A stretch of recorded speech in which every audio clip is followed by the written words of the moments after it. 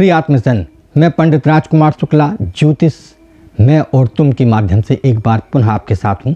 मित्रगण, पूर्व के हमने इस श्रृंखला में थोड़ा सा विराम लिया, थोड़ा सा हमको विलम्ब हुआ। उसकी वजह थी कि कुछ आवश्यक कार्य थे और आवश्यक भागों को बनाना था, जिनको हमने आपके सामने प्रस्तुत किया। आपने देखा, सराहा, आपके लिए धन्यवाद, आभार। प्रिय मित्रगण, आज हम धनु राशि के भाग्योदय के संबंध में चर्चा करेंगे।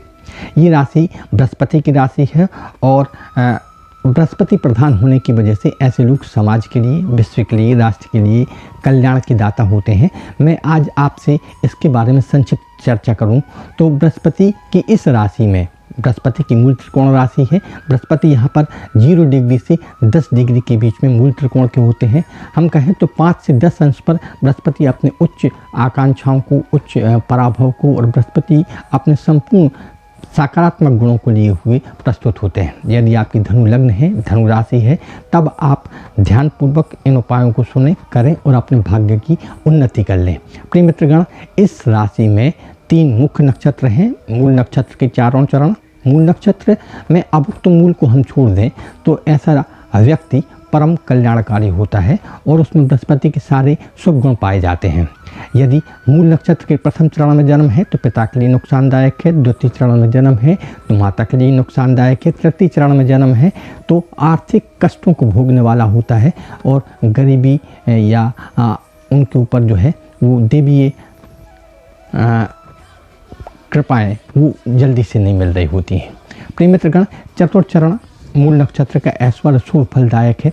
इसके आप वेदुक शांति विधान करा देने से आपको इसके शुभ फल प्राप्त होंगे और आप इसका मूल का जो नैसर्गिक पूजन किया या कराया जाता है वो किसी योग्य कर्मकांडी ब्राह्मण की सहायता से कर ले तो आपके भाग्य को नया बल प्राप्त होगा।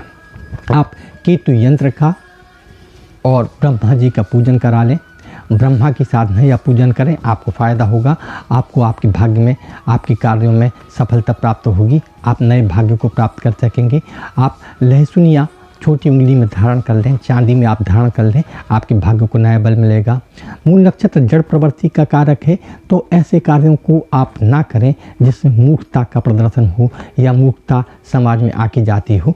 आप किसी व्यक्ति की सहायता से, स्पेशली इसके लिए बढ़िया होगा कि कोई ब्राह्मण को आप अपना गुरु बना लें और गुरु दीक्षित मंत्र से आप कार्य का प्रारंभ करेंगे, आपको भाग्य का नया बल प्राप्त होगा।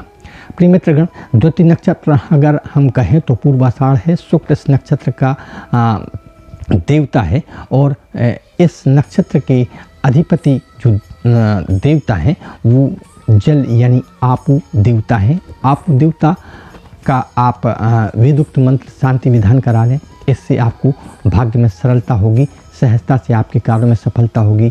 आपको शुक्र के सारे शुभ फल प्राप्त हो जाते हैं।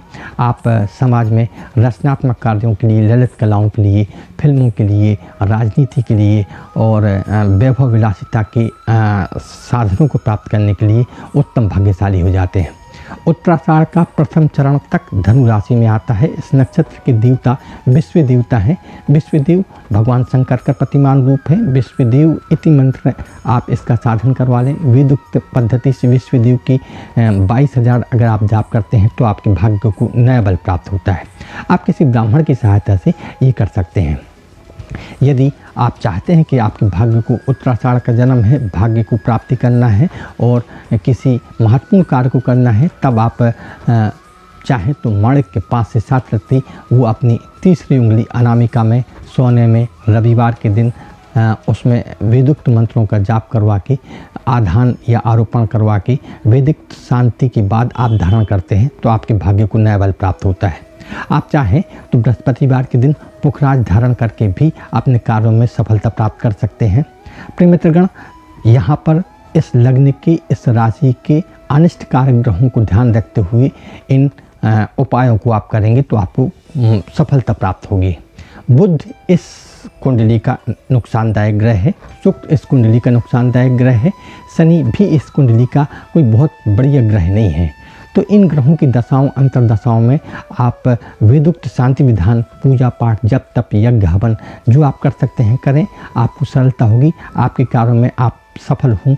ऐसी कामना के साथ मैं भगवान बृहस्पति को प्रणाम करता हूँ। देवगुरु बृहस्पति आपके भाग्य को नया बल दे सकें और इसी के साथ वासुदेव जनार्दनम।